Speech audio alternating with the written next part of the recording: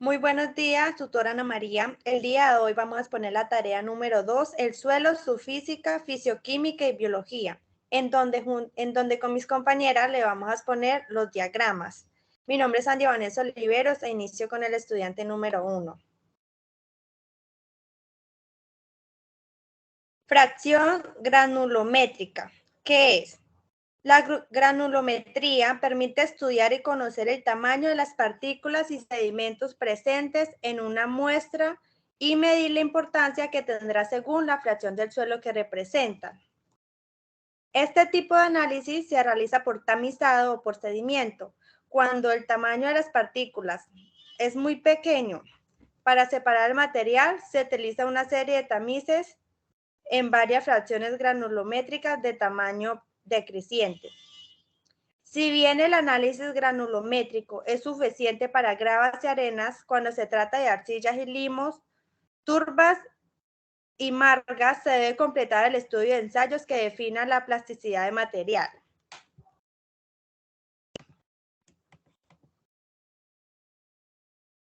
Listo. Sus tipos. Método de determinación granulométrico. La forma más fácil de sacar la determinación granulométrica es pasar las partículas a través de una serie de mallas como filtros de diferentes anchos que actúan como filtros de partículas, comúnmente conocidas como columnas de tamiz. Pero para mediciones más precisas se utiliza un medidor de partículas de láser en el que el haz se disfraza dentro de las partículas para determinar su tamaño. Otro tipo es ensayo de tamices. Para ello se utilizan una serie de tamices de diferentes diámetros montados sobre una columna. En la parte superior, donde se coloca un tamiz de gran diámetro, se agrega el material base, suelo o sedimento mixto, y la columna de tamiz se somete a una fuerte vibración y rotación en una máquina especial. Después de unos minutos se retiran los tamices y se desmontan para separar el peso de los materiales retenidos en cada tamiz. Su masa total corresponde al peso total de los materiales de partida colocado en la columna de tamices. Después de esto, sigue con curva de granularidad, que es, tomando en cuenta el peso total y los pesos retenidos, se procede a realizar la curva granulométrica con los valores de porcentaje retenido que cada diámetro ha obtenido. La curva granulométrica permite visualizar la tendencia homogénea o heterogénea que tienen los tamaños de grano, los diámetros de las partículas. Continuamos con sus características. Mediante el análisis granulométrico podemos obtener la información importante como su origen, propiedades mecánicas y el cálculo de la abundancia de cada partícula según su tamaño en la escala granulométrica resultante, la cual se usa para clasificar los diámetros por tamaño de las partículas de un árido y se separan mediante tamices.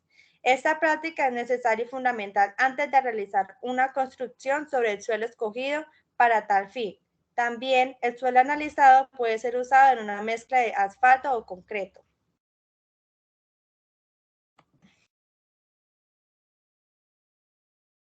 Como segundo aporte del estudiante 1 tenemos la textura.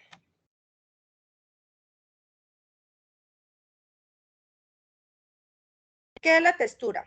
La textura indica el contenido relativo de partículas de diferente tamaño, como la arena, el limo y la arcilla en el suelo. La textura tiene que ver con la facilidad con la que se puede trabajar el suelo, la cantidad de agua y aire que retiene y la velocidad con la que el agua penetra en el suelo y lo atraviesa. Para conocer la textura de una muestra de suelo, se separa primero la tierra fina, todas las partículas de menos de 2 milímetros de las partículas mayores como la grava y las piedras. La tierra fina es una mezcla de arena, limo y arcilla. Aquí tenemos un breve ejemplo de cómo es el suelo arcilloso, limoso y arenoso. Continuamos con las características y clase de textura. Con las características tenemos arenoso, arcilloso y limoso. El arenoso es de aspecto áspero al tacto, puede romperse fácilmente, no es pegajoso al tacto y no mancha los dedos. Arcilloso es seco, se puede formar terrones duros que no se rompen fácilmente, Es suave al tacto, húmedo, pegajoso y mancha los dedos. El limoso tenemos que es seco, aparece en terrones suaves, es húmedo, se amasa y es muy pegajoso, suave al tacto y mancha también los dedos. Según su clase tenemos, según su textura podemos distinguir entre tres tipos que son las mismas características: arena, arcilla y limo. La arena es la que existe en los diversos ríos, los suelos arenosos como son los más sueltos, son fáciles de trabajar, pero tienen pocas reservas de nutrientes aprovechables para las plantas. Los suelos limosos tienen gránulos de tamaño intermedio, son fértiles y fáciles de trabajar. Forman terrones fáciles de desagregar cuando están secos. Las arcillas son partículas muy finas y forman barro cuando están saturadas de agua. Los suelos arcillosos son pesados, no drenan ni se desean fácilmente y contienen buenas reservas de nutrientes. Son fértiles pero difíciles de trabajar cuando están muy secos.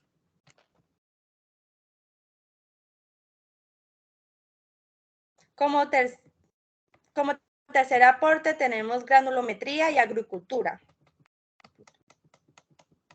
Propiedades granulométricas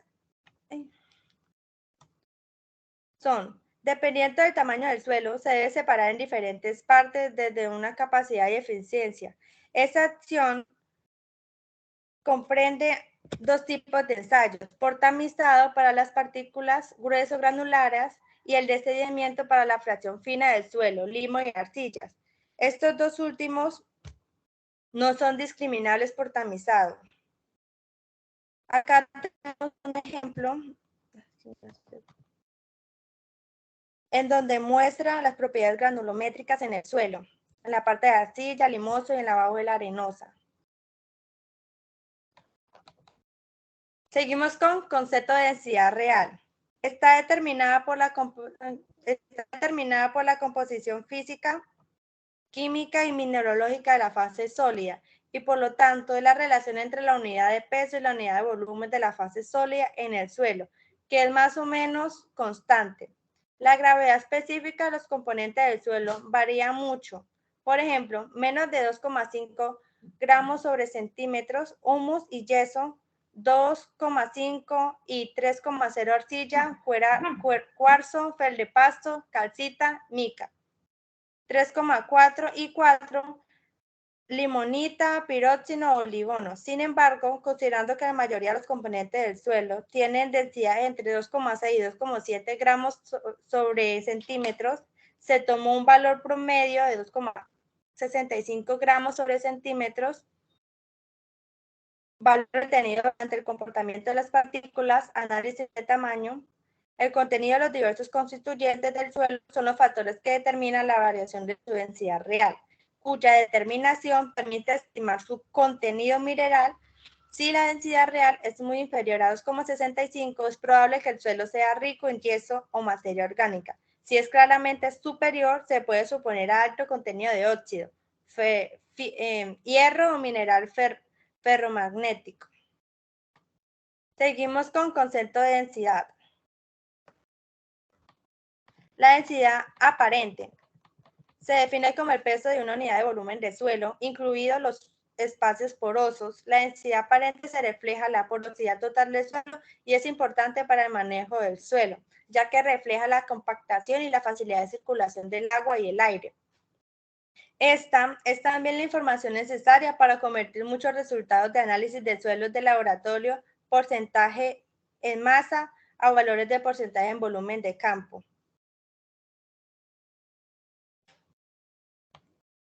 Como cuarto aporte del estudiante 1, tenemos densidad y textura. La densidad aparente es la relación entre la masa seca del suelo y el volumen total del suelo incluidos.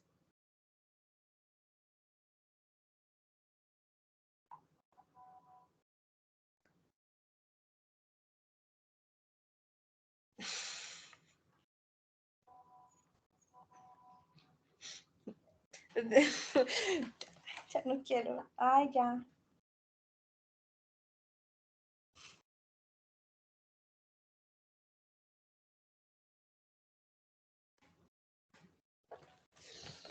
Ay, La densidad aparente es la relación entre la masa seca del suelo y el volumen total del suelo, incluidos los espacios porosos, de los cuales la unidad de medida es la misma que la densidad de partículas o peso específico real que se explicó en el diagrama anterior.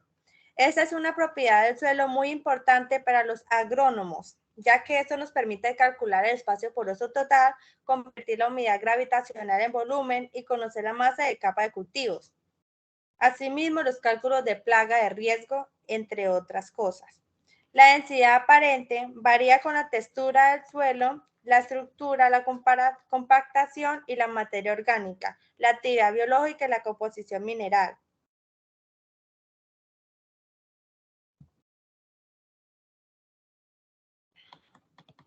Continuamos con qué relación tiene entre densidad y textura. Listo, la textura. Los suelos de textura fina tienen valores de densidad aparente más bajos que los suelos de textura gruesa. Esto se explica por el hecho de que el espacio poroso total era antes mayor, aunque hay muchos agujeros pequeños en la geometría porosa. Seguimos con compactación. A medida que disminuye y el espacio poroso aumenta la densidad aparente, por lo que este parámetro bajo la acción compactación. En general, las capas inferiores del suelo se registran valores de densidad aparente más altos que las capas superiores debido a su menor contenido de materia orgánica, menores tensiones y en general una estructura más pobre en las capas superiores. La labranza excesiva o los pases mecánicos pueden causar una compactación severa. En la materia orgánica, influye en la densidad aparente en la medida que afecta la estructura del suelo. Por otro lado, en suelos con elevados contenidos de materia orgánica, la densidad aparente será pequeño dado al bajo valor de densidad aparente del material orgánico. En la actividad biológica, la actividad de la mesofauna y de raíces originan canílicos y bióporos, especialmente en los horizontes superiores, aumentando la porosidad y consecuentemente disminuyendo los valores de densidad aparente. En la composición granulométrica, como se mencionó anteriormente, los materiales del suelo tienen diferentes valores de densidad particular, asignándose un valor promedio de 2,65. Sin embargo, los suelos que están dominados por sustancias ligeras, materia orgánica, vidrio, volcánico, etc., tienen valores de densidad particular más bajos y por lo tanto valores de densidad aparente más bajos. De lo contrario, el uso de los materiales más pesados dará como resultado valores más altos de densidad particular y densidad aparente. Eso sería todo. Le doy la palabra a la estudiante número 2.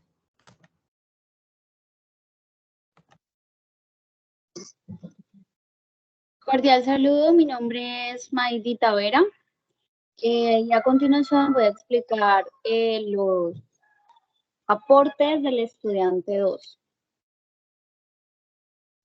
Entonces, como primer aporte tenemos estructura y agregados del suelo. Entonces, entendemos como estructura se define por la forma en que se agrupan estas partículas llamadas partículas individuales, es decir, arena, limo y arcilla.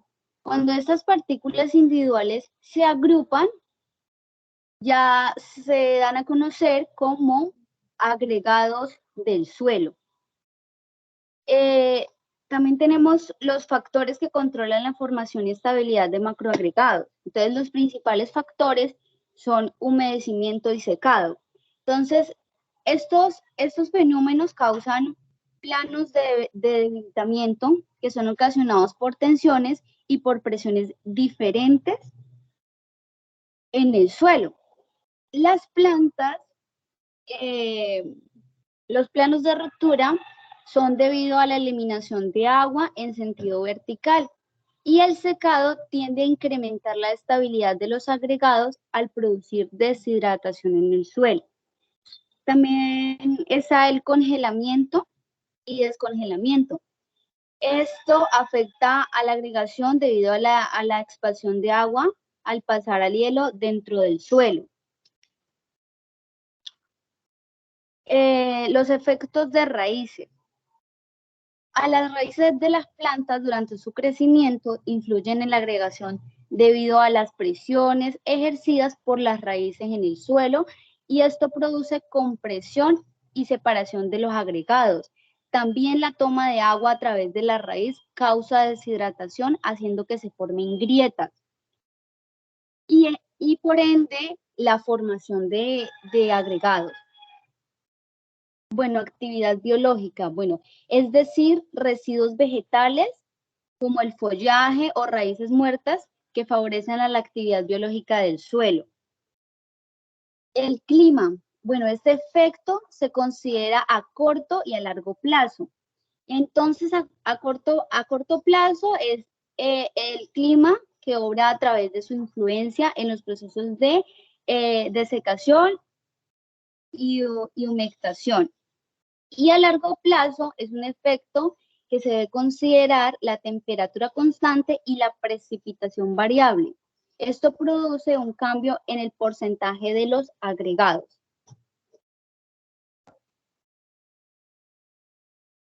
Como segundo aporte, tenemos la estructura del suelo.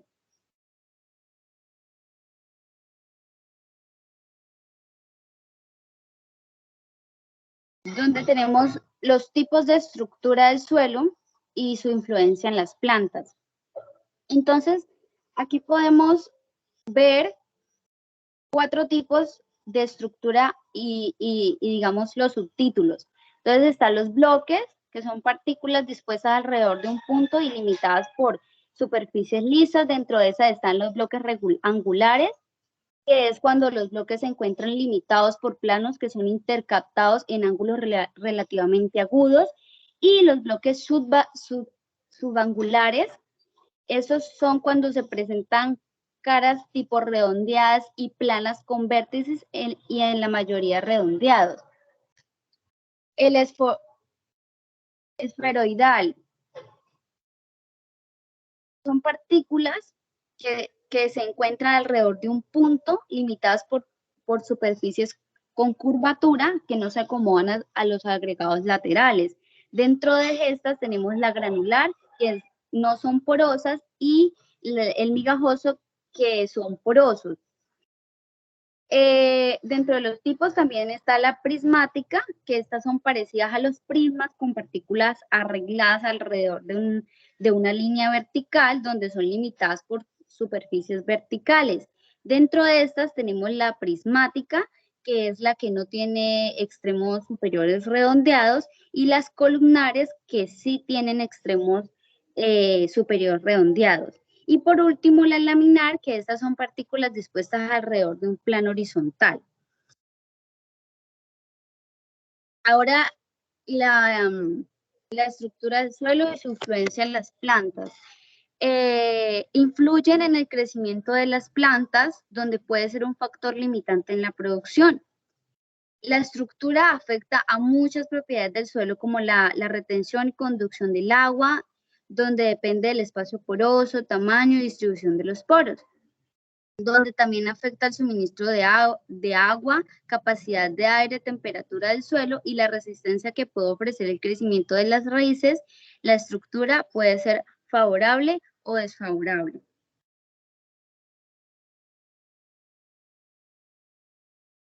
Como tercer aporte tenemos la estabilidad estructural. La estabilidad estructural se define como la resistencia de los agregados cuando son sometidos a procesos destructivos. Esto depende del suelo, su intensidad y naturaleza de las fuerzas aplicadas. Los mecanismos involucrados en la destrucción de la estructura son la dispersión, que es un proceso que presenta en los suelos sódicos o por acción de aguas sódicas en el suelo. El efecto del aire entrampado. En un agregado de suelo con poca humedad es sometido rápidamente al agua. Esta ingresa por todos los perímetros, sus poros capilares unidos entre sí. Cuando el humedecimiento va avanzando, el agua va comprimiendo el aire atrapado al interior del agregado. El impacto de la gota de lluvia. Bueno, estas gotas de lluvia impactan sobre la capa superior del suelo, con una fuerza proporcional a la masa y a la velocidad de la caída de las gotas, donde esto provoca la degradación del suelo. Y por último, los sistemas de cultivo y labranza. Las prácticas de cultivo, cuando estos tienen poca cobertura, poca materia orgánica y requieren de mucha labranza, provoca degradación del suelo.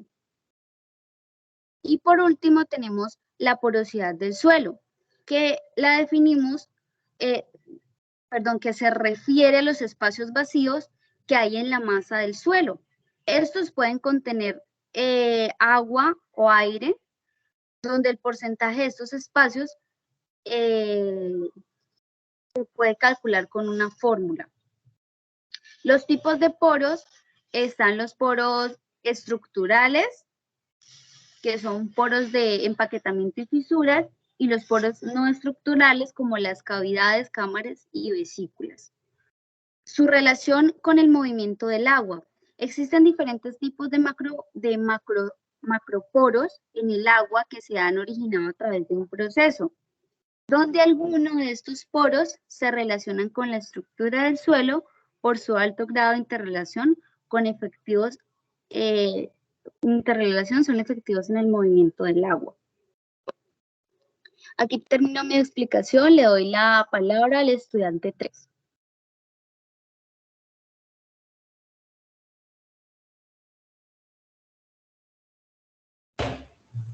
Buenos días, mi nombre es Judy Lizeth Chao Rojas y voy a explicar el aporte del estudiante 3.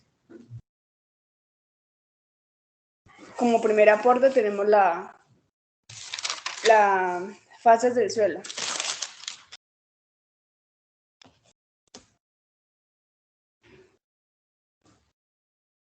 La fase sólida del suelo está compuesta de sustancias de diferente naturaleza, química y mineralógica, de variada forma, tamaño y orientación. El comportamiento mecánico de la fase sólida del suelo determina a su vez las propiedades físicas del suelo. La fase del suelo está constituida por 3 partes: fase sólida, fase líquida y fase gaseosa. La fase sólida es una fracción mineral, la cual comprende diversos minerales en donde su composición varía de un suelo a otro. Esta composición tan variable hace imposible establecer una composición general del suelo.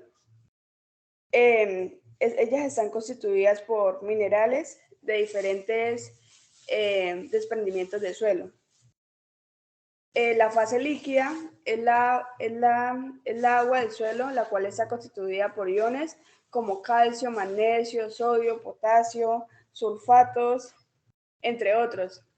Estas se encuentran en pequeñas cantidades en organismos orgánicos e inorgánicos del suelo. La fase gaseosa.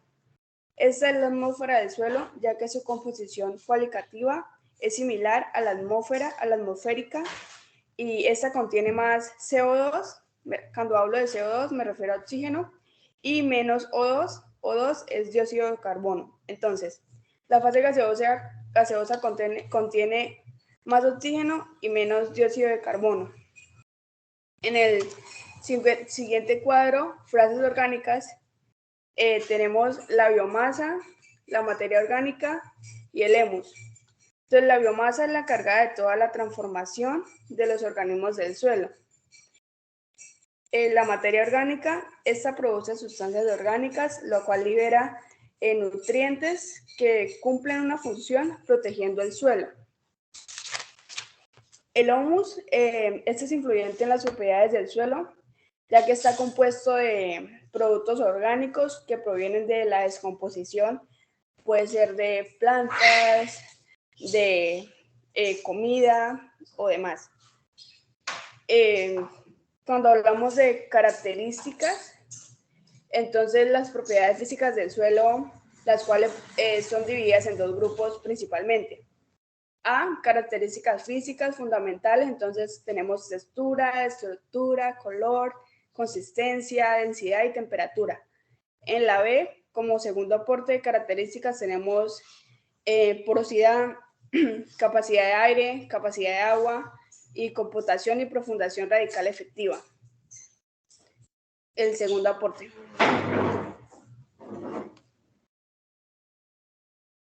El segundo mapa.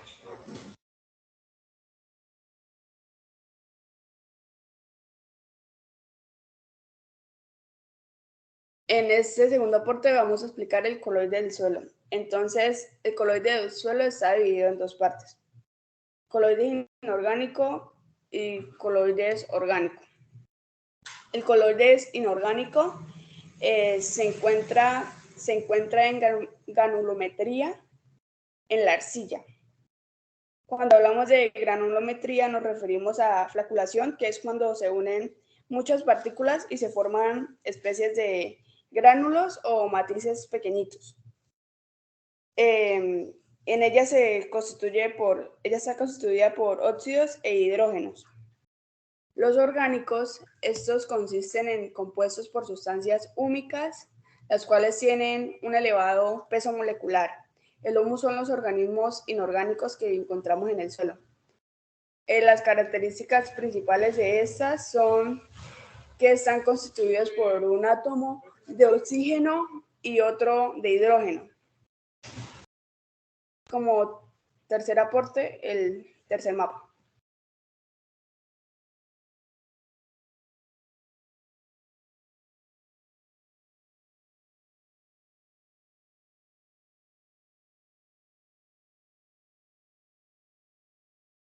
Voy a hacer una exposición del tercer mapa, intercambio iónico. Entonces, como primera parte, tenemos que la doble capa eléctrica formada por la partícula cargada y los iones compensadores en el conjunto eléctrico neutro. El fenómeno de intercambio iónico es de mucha importancia en el suelo presente. Presentaré dos ejemplos a continuación. Entonces, el primer ejemplo es que los cationes noltánicos absorbidos pasan a las plantas y se intercambian por hidrógeno, siendo liberadas por las raíces. El segundo ejemplo es que los nutrientes catiónicos se almacenan en el suelo y luego son tomados por las plantas. La división de agua de riego. Seguimos con la parte de la mitad, qué pena. Las contracciones absorbidas no se pueden quitar, pero sí reemplazar por otros presentes en la solución de intercambio, siempre que el intercambio sea equivalente para mantener la electroneutralidad. La adición de agua de riego con mucho sodio en solución puede llegar a solidificar el suelo, creando acumulación del mismo en la doble capa. En este caso, el intercambio es desfavorable, ya que, como vimos, el sodio tiende a dispersarse las partículas, confiriendo propiedades físicas poco favorables para el suelo. Entonces, cuando hablamos de solidificar, se refiere que cuando el suelo cuenta con mucho sodio, todo lo que se acumule o esté en el suelo se empieza a crear endurecimiento. Un breve ejemplo de eso es cuando hacemos una mezcla de agua con cemento, entonces esto se empieza a crear gránulos y al final se torna duro. Eso es lo que pasa cuando hay demasiado sodio en el suelo, entonces se solidifica. La importancia del SID. Es un fenómeno de intercambio de cationes que permite que los nutrientes catiónicos sean absorbidos de forma intercambiable o sean reemplazados por otros. El intercambio catónico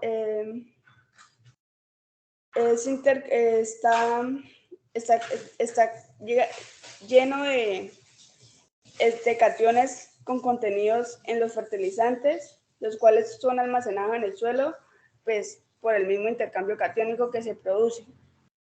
Ejemplos: no todas las partículas de las fases sólidas tienen capacidad de intercambio de cationes. ¿Por qué?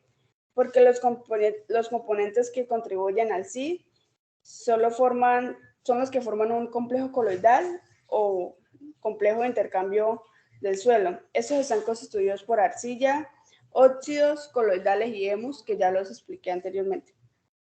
La magnitud del suelo varía con el pH del suelo, ya que eso se debe que aumenta el pH y las cargas variables de los coloidales van disociando gradualmente los protones.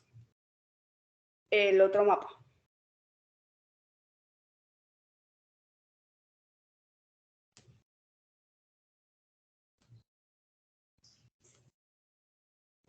En esta parte voy a explicar la superficie específica. Entonces, esta magnitud científica puede ser utilizada para determinar el tipo de propiedades de una materia.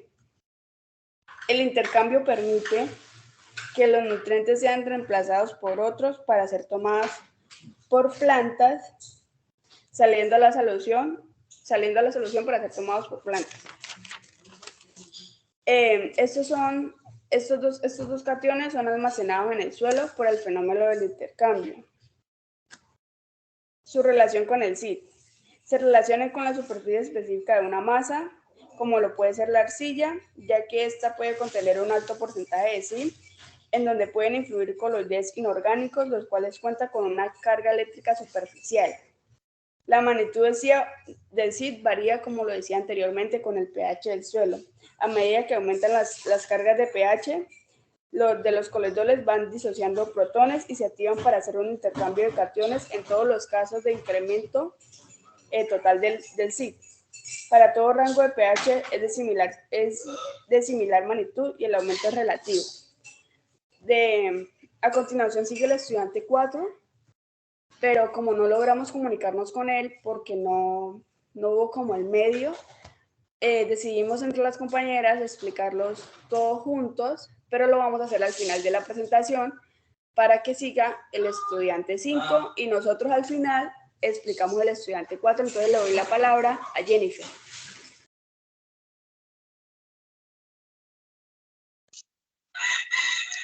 Buenos días, mi nombre es Jennifer Pillimoevito, soy estudiante de cuarto semestre de Ingeniería Agroforestal. Para continuar con el desarrollo de la tarea 2, me permito exponer y contextualizar el tema del estudiante número 5. Como primer aporte es la materia orgánica. Bien, la materia orgánica equivale al 5% de la composición del suelo. Estas son restos de seres vivos que alguna vez estuvieron vivos y ahora no lo están. La composición de la materia orgánica. Los compuestos orgánicos son compuestos químicos que contienen como elemento principal el carbono. Además de este elemento contienen algunos otros como hidrógeno, oxígeno, nitrógeno, azufre, boro y todos los minerales que tuviesen en su organismo el ser vivo del que procede. Una de las ramas son las sustancias orgánicas naturales, que son las sintetizadas por los seres vivos a partir de su sistema bioquímico. Las siguientes, las sustancias orgánicas artificiales, que son compuestos que no existen en la naturaleza, pero han sido creados por el hombre. La transformación de la materia orgánica. Una vez el ser vivo pasa a ser materia orgánica tras su muerte, la composición de dicha materia va cambiando conforme se va incorporando al suelo. La composición de sustancias del cuerpo no solo se transforma a partir de su muerte, sino que empieza desde su origen. Tras el proceso de la fotosíntesis, la primera sustancia orgánica que se obtiene de la forma estable es la glucosa, que tiene como elemento principal el carbono.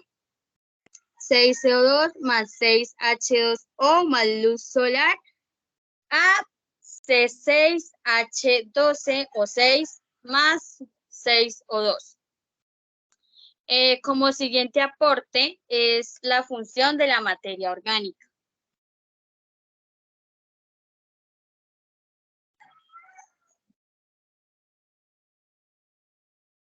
La influencia de la vegetación sobre la materia orgánica.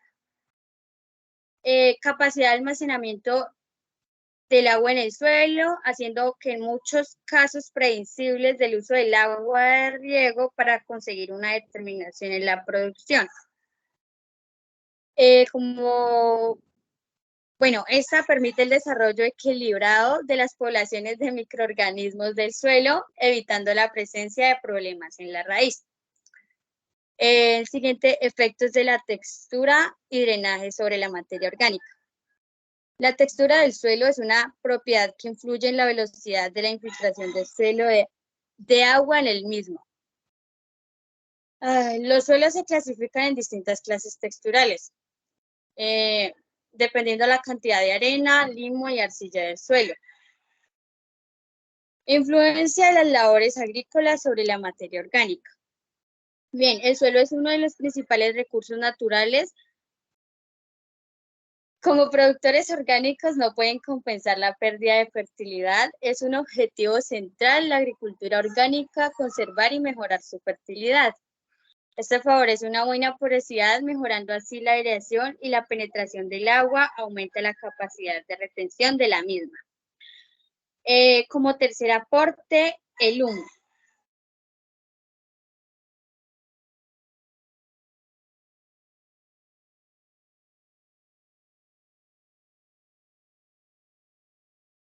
Tercer aporte. El humus es la sustancia compuesta por ciertos productos orgánicos de la naturaleza coloidal. Este proviene de la descomposición de los restos orgánicos por organismos y microorganismos descomponedores, tales como los hongos, las bacterias u otros. Este compuesto en su mayoría de sustancias son húmicas, las cuales se originan por medio de procesos abióticos y bioquímicos de degradación. Las sustancias húmicas. Las sustancias húmicas se encuentran en todos los suelos y aguas y surgen de los productos de descomposición de los vegetales. Se dividen por extracción inhúmica, ácido húmico y ácido fúlvico. Las sustancias no húmicas pueden representar hasta el 30% del humus y están constituidas por compuestos orgánicos químicamente definidos. Carbohidratos, grasas, ácidos orgánicos, pigmentos, proteínas y en general materia orgánica soluble al agua. Como cuarto aporte, la biología del suelo.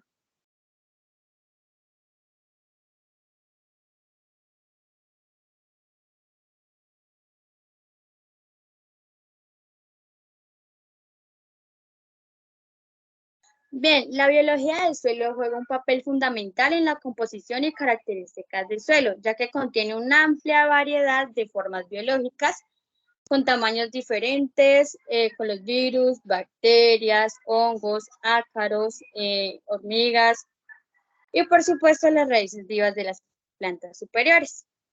Las propiedades físicas.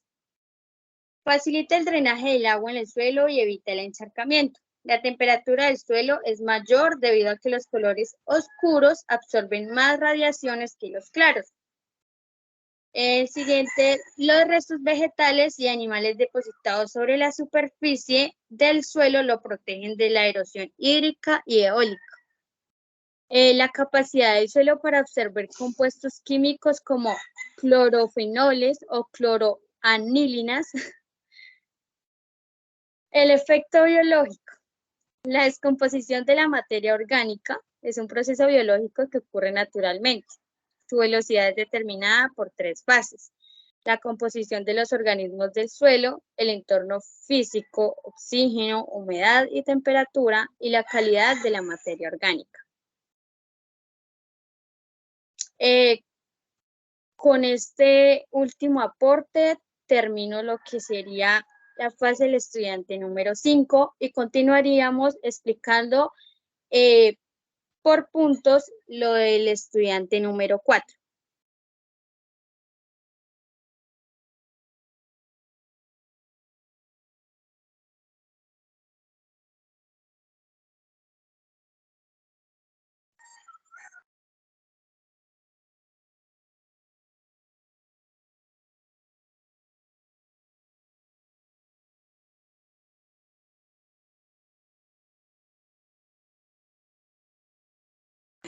El estudiante 4, vamos a iniciar a explicar el estudiante 4, ya como lo explicaba anteriormente, el compañero no se comunicó con nosotros, entonces nos hemos repartido su trabajo. Como primera parte, tenemos los tipos de TSI. La capacidad de intercambio catiónico se refiere a la capacidad de un suelo para liberar y retener cationes y aniones. El TSI es muy importante debido a que indica la mayor o menor disponibilidad de nutrientes en el suelo. Un mayor sí indica mejor disponibilidad de nutrientes en el suelo. Entonces, como tipos de sí tenemos el sí efectiva y el sí potencial. El sí efectiva, entonces, es la capacidad de intercambio catiónico en una cantidad de cargas negativas presentes en la superficie de los minerales y componentes orgánicos del suelo. Se encuentran en mayor cantidades como en la arcilla, la materia orgánica, sustancias húmicas y representantes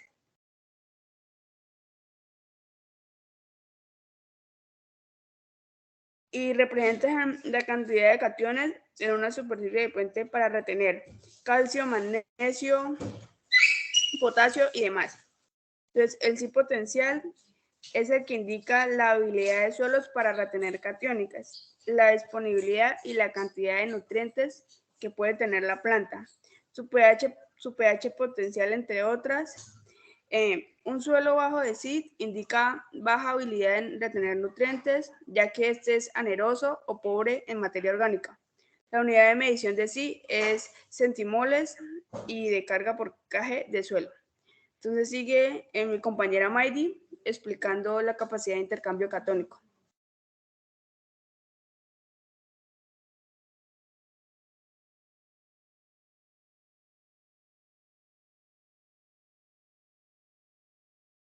Bueno, la capacidad de intercambio catiónico se refiere a la cantidad total de cargas negativas que están disponibles sobre la superficie de las partículas en el suelo. Esta capacidad se ve influenciada por la temperatura, la presión, la composición de la fase líquida y la relación de la masa en el suelo. El SIG se expresa en una fórmula, C-mol más kilogramos elevado a la menos 1. Para cada sustancia y su valor depende de la densidad de carga superficial y de su superficie específica. Doy paso a las siguientes compañeras para que expliquen el aporte 3 del estudiante 4.